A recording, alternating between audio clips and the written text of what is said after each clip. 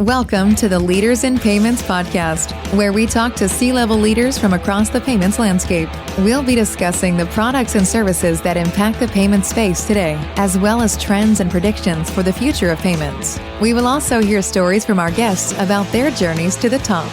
Hello, everyone, and welcome to this Women Leaders in Payments Month episode. Today, I'm honored to have as our special guest, Marielle Mekkaoui, Head of Marketing at Payabli. So, Marielle, thank you so much for being here and welcome to the show. Yeah, thanks so much for having me, Greg. All right, well, let's start with a little icebreaker. So, if you could instantly become an expert in one non-work related skill or hobby, what would it be and why? Oh, it's a great question. I wish I had more time on my hands to pick up more hobbies. I don't know if I consider myself a foodie, but I do love trying new restaurants and I love all different cultures. And one of my goals in the next year is to travel more. So I think I would love to be like a food expert. I always love watching videos of people rating and trying new foods online. So something like that. I also love wine. So mastering, pairing specific wines with food would be really cool.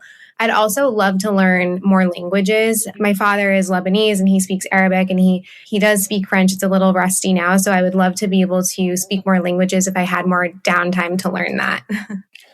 It's great. It's ironic because, I asked this question to all of the women during the month, and I think you're the third person that has said they wish they could learn more languages. So it's kind of ironic that three people would say that same thing, but you're the first one that has the foodie aspiration. So that's kind of cool. All right. Well, let's talk about your background and your career journey a little bit. Give us a quick snapshot of your background, maybe where you grew up, what you studied, and what led you into the world of payments. So I grew up in the Boston suburbs, New England, born and raised. I never strayed too far away. I went to college at Bryant University in Rhode Island. I always joke that it was my way of getting out of Massachusetts, but it was technically only a 45-minute drive away from home. But at Bryant, I studied marketing and communications. I really valued studying there. They had a really great program blended with classroom learning and real-world experience. And then right after college, I went straight into my master's program at Northeastern in Boston. And my first job out of school is actually I started in e-commerce at a company called shoes.com. So B2C, they were later acquired. I was only there about a year until I realized that B2C e-commerce wasn't necessarily something that I thought was the right fit for me as a marketer. I wasn't very inspired. I definitely wanted to go and find a job maybe more in the technology, B2B side space and market something that was a little bit more challenging. So naturally, as one does, I went on the job boards and I found BlueSnap, which was another payments and fintech company based out of Boston. I went in there for the interview. This was around 2017. So the payments and fintech industry was honestly really starting to heat up at this time. But I started entry level there as a marketing coordinator and I ended up spending about 6.5 years at BlueSnap. And then, I always joke, I grew up there. I spent really my entire 20s working there. And then late in 2023, got recruited as the head of marketing at Payabli. And that's the chapter that I'm in now. Okay. Well, was there a person or an opportunity or maybe even an unexpected moment that helped shape the direction of your career? Yeah. I can't really point it to a single person or moment. I think I've been very lucky to have a lot of great influences throughout my career. And even early on in my studies, I had amazing professors when I was in school and in my master's program who helped guide me. And then at BlueSnap, I had incredible managers. I was very close with the leadership team there. They all really genuinely believed in me and gave me the opportunities to grow in my career. So very thankful for that. And then even the current leadership I'm under now, I am always inspired by them.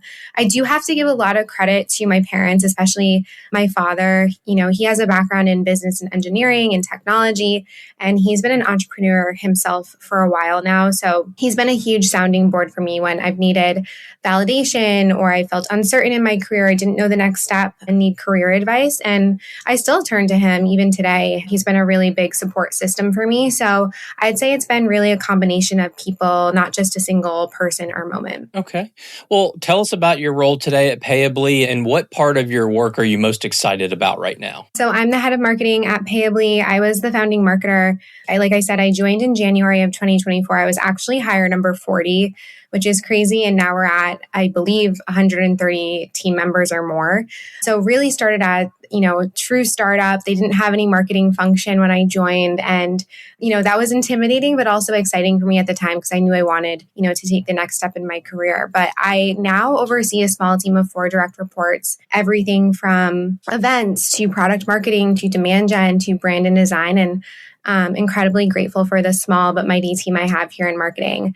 I love my job because really my job is at a high level to bring our product to market, right? Through various marketing channels. B2B marketing is changing. We're still trying to experiment with new channels, but we're educating vertical SaaS companies on why they should partner with a payments technology, an embedded payments partner like Payabli. And I truly believe that we're solving a problem that a lot of embedded payments providers aren't solving right now. So bridging the gap between what we call our 3 Ps, pay in, pay out, pay off. So payment acceptance, embedded accounts payable to payment operations, all within one unified developer-friendly API. And it's all built on intelligence.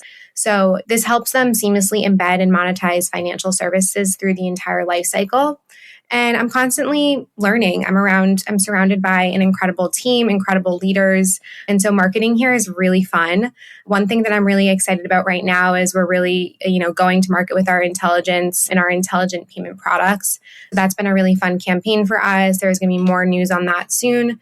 And I think just as a marketer and B2B marketer in payments and fintech, navigating the world of AI is, again, it's a little intimidating, but it's really exciting and challenging and fun. And that's what I love about my job. And second, one thing that's kind of new to me is we're leaning more into events and in-person experiences. I know, we've been out of COVID for a while now, but post-COVID era, we really realized that in-person experiences matter. So we're actually planning our 2nd annual conference this year to bring vertical SaaS leaders, industry operators, fintech folks, and investors in a room. And it's not going to be dry panels. It's really a place for them to connect and network with each other and learn from one another. Okay. Well, let's pivot a little bit and talk about leadership and perspective. And this year's theme is the future is human. So when you hear that phrase, what does it mean to you as a leader in payments? I think it's a really interesting theme. I think it's very timely, right? We're in this new era of AI and there's a real sense of uncertainty. People are wondering if, AI is going to replace humans, replace jobs, or replace judgment. But as a leader in payments, I think at its core, payments is really fundamentally human driven. And I don't think that changes. When you think about it from a business perspective, like I said, at Payabli, in our world, we're targeting vertical SaaS companies in what we call need to pay industries. So money and payments needs to happen for their businesses to work and their customers to have their businesses work, right? So we're targeting verticals like field services, HOA and property management, ed tech, legal tech, gov tech, all of these industries that need money movement in their platforms. So for field services scenario, it's someone literally on a job site collecting a payment from a customer face to face. And that's a real human moment, right? And there's trust involved in that. And so just because the AI and the technology underneath it gets smarter doesn't mean that the human connection goes away. And I think trust is really at the heart of it. Payments touches people's money and money is personal. You think about things like a dispute or a fraud concern, although you want some automated tools to help you figure that out, I think at the end of the day, people don't want a black box. They want, to rely on a human to help them understand what happened or solve the problem. So I think in an industry that's leaning hard into AI, it's actually the whole point. It's just the technology underneath it is getting smarter. Okay. Well, payments, as you well know, and you've talked about, is becoming more digital. It's becoming more embedded into software and other fintech opportunities. So what do you think that leaders today need to keep front and center as this industry keeps evolving? When you think about embedded and intelligence, one thing that we really try to educate our software partners on and prospective clients on is that embedded and intelligent can't just be like a featured checkbox. It has to be really like within the system, and it has to mean removing complexity for the people using the system. And I think as more time goes on, like embedded payments has been around for a while now, right? It's not necessarily something new. I think more vertical SaaS companies are really understanding the true upside of embedded payments and embedded finance for their platforms and recognizing it as a growth engine. But I think the best version of that is that what embedded means is that the payments are invisible, they disappear, and they're treated as a core product within the platform. In turn, this helps boost things like customer experience. Maybe you're growing more volume on your platform because more customers are paying through it. And it's very seamless for your end merchants. So I think that's what truly embedded means. I also think I talked earlier about pay in, pay out, and pay ops, right? I think payments don't happen in just isolation anymore. Now, if you're only solving for payment acceptance, you're kind of missing the other sides of payments in the full financial life cycle. So what happens when the money flows on the vendor side, on the payable side? Or are you thinking about operations? Like, how are you handling risk and compliance? I think you need to really build for the whole picture. And I think when it comes to intelligence, the most forward-thinking providers are not bolting on AI just as a feature. They're really providing it as and building it into the foundation of their infrastructure. And I think that's really the shift of reactive to proactive when it comes to embedded and intelligence together. Okay. Well, what is something that you have learned about leadership that you wish you understood earlier in your career? The first thing I would say is stay curious. And I know probably a lot of people hear that. It's not necessarily something that folks haven't heard. I think when I started in payments and fintech, I was honestly, I was early on in my career, I was young. I wasn't sure how long I was going to last. It's a very complex industry. There's a lot of products. There's a lot of nuances. I know, in the payments and fintech world, we joke about every payments and fintech company has different lingo and jargon for payments terms. So I think if you stay curious and you're not afraid to ask questions, even the ones that feel the most obvious at times, it really takes you a lot further than you'd think. Curiosity is something from like a values perspective that we at Payabli preach to our team members as well. And it's kind of how we operate as a company. The second thing I wish I understood is that leadership is not really like a one size fits all approach. I'm kind of early on in, managing a team and in my leadership journey. But I would say that what I've learned so far is that a certain style or what motivates one person might not motivate the other person. So you can't treat leadership as a single playbook or a one size fits all approach. And then lastly, I would say, don't be afraid of change. I think early in my career, change scared me. And when the industry was changing or when products were changing, it would scare me and it would feel like there was a lot of hesitancy around that. But I think as you grow, especially in payments and fintech, the industry naturally, it's moving fast. There's companies popping up left and right that are building new things. So you kind of just have to embrace change. Okay, so let's talk about, we mentioned this earlier, but let's go back and talk a little bit more about the human side of payments. You talked about this with your field services example. Behind every payment is an actual person or a business or a need. So how do you think about the human side of payments in the work that you do? It goes back to the same core belief, right? Payments is deeply human-centric. And honestly, that's a big part of why I love marketing in this space. We're big on educating and from a marketing perspective, sharing a lot of top of funnel content on why vertical SaaS companies should choose the right embedded payments provider and how the right technology can actually serve their business better and help grow their business. So from my perspective, as the head of marketing, it's, every piece of content, every campaign, every conversation I'm a part of, it's really about education and making it as human connected as possible. I think the other side is you think about support, right? And I know a lot is happening in the AI world with AI chatbots for support, but I do genuinely believe that humans behind the support is really important still. And although we're building intelligent products to automate some of this for some of our partners, I think that payments still involves a lot of education. So educating software partners on tactics like how they can drive their payments volume or how they can drive their adoption, maybe more technical things like revenue or economics or how they can expand their margins with payments. I think that's still very human driven. So I think overall, like my role as a marketer is to make sure that human story doesn't really get lost in the technology story as the industry moves forward. Okay. Yeah, I love that last part. That was very well said. And you've mentioned this word, trust, a couple of times, and it's a critical part of our industry. I mean, it just is. And so how do you think companies can build and maintain trust in this industry as it becomes more and more automated and technology driven? It's a really important point. I would say it kind of goes back to the education thing. I think at Payabli, we do our best to make sure that, we're getting on the phone with software partners, we're building that trust, we're building relationships. I think as companies and leaders in payments and fintech build more AI and intelligence, it's really important to share how that's being built.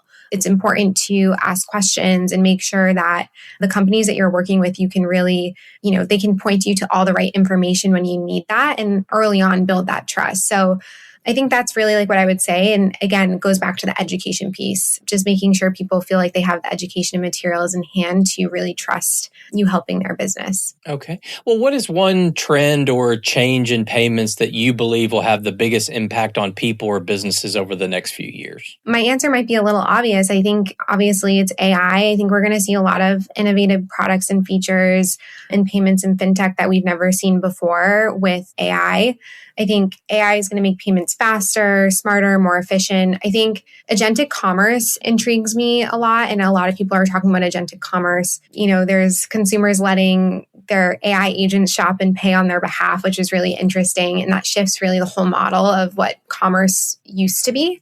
While there has been a lot of innovation, I think that's a huge step above. I think the flip side is we need to pay attention to, is all AI built the same way? How are companies building AI? And there's a real difference between a company that bolts on AI features versus a company that is layering AI or building AI at the foundation of their infrastructure. So think about how the AI is trained and ask questions about that. And I think the diligence really matters now because there's a lot of, you think about security and all of that as well, but making sure that there's somewhat of a human in the loop as well, I think is important with, how we're going to be headed in the next few years. Okay. Well, let's talk about mentorship and impact. So who has influenced you along the way, whether it was directly or indirectly, and what did you learn from them? Yeah, I think it goes back to sort of what I said earlier. I don't think there's like a single person or moment. I have to give a lot of credit to like my former managers. They believed in me and really pushed me to take on new opportunities, whether that was like a stretch assignment or a project or doing things like public speaking. I think I give a lot of credit to everyone I've worked with along the way that was either a manager or a colleague. I'm very inspired by, my current leaders that I work with at Payabli. We're all really like in the trenches every day together and, they inspire me to kind of keep going. And then, like I said, my dad, I talk to him all the time about work and career and stuff. So I think he's had a huge influence on where I'm at. So what advice would you give to the next generation of women that are entering payments and fintech? Honestly, my biggest piece of advice is don't wait for permission to go deep. I think payments and fintech can feel like a small niche industry. Everyone somewhat knows each other. And I think it's easy to sort of hang back and assume that you'll pick it up eventually. I would say lean into the complexity early on. Don't be afraid to ask questions. Like I said earlier, stay curious. And then find the people that you think will be good mentors early on and peers, whoever it is, whether it's existing colleagues or former professors that can help kind of guide you in the right direction. Industry is smaller and more relationship driven than people think it is. And so keeping those connections close to you is really important and will matter for sort of the rest of your career in payments and fintech. Okay, so just kind of a quick follow-up on that. And I love the phrase, lean into the complexity. So when you say that, like, what would you suggest someone does? I mean, we've got a lot of trade shows to go to. There's a lot of content out there, but what would you tactically tell someone to do? I'm in marketing, right? So I'm not a technical payments person. And there have been many times in my career where, I'm at a trade show and someone comes up and asks me about a technical part of the payments product that we sell. And, I want to be equipped to answer that at least a little bit and then point them in the right direction to maybe a more technical person on my team. But I think, if you're in an office or, I'm personally in a remote setting, is maybe sit in on more product meetings or Slack the engineering team or talk, make friends with people on the technical side. That's how I would say lean into the complexity. And I'm lucky to have a really awesome product marketer on my team. And she even sometimes educates me on what she's hearing from the engineering and product team. So don't be afraid to enter yourself into that side of things, no matter what side of the org that you're on. Okay. I love that answer. So let's wrap up the show with maybe one final kind of fun question. So what is one app or podcast or book or maybe favorite TV show or hobby or maybe favorite way to unwind that would give us a glimpse into who you are outside of work? That's a great question. I mentioned earlier, I love going out and trying new restaurants. I'm not a very picky eater, so I'll basically eat any type of cuisine. I'm a very social person, so I love hosting my friends, hanging out with my friends, having them over. And when I can find artists that I love that come into town, I love going to concerts and seeing live music. I'm actually going to a concert tonight, and I have another concert planned on my birthday weekend next month. So really excited and looking forward to that, especially in the nice summer weather in Boston. Awesome. Okay. Well, I think that's a great way to wrap up the show. So I know your time is very valuable. So thank you so much for being here today and being on the show. Thank you so much for having me. And to all you listeners out there, I thank you for your time as well. And until the next story. Thank you for joining us this week on the Leaders in Payments podcast. Make sure you visit our website at leadersinpayments.com, where you can subscribe to the show and where you'll find our show notes. If you enjoyed listening, please share on your social channels as well.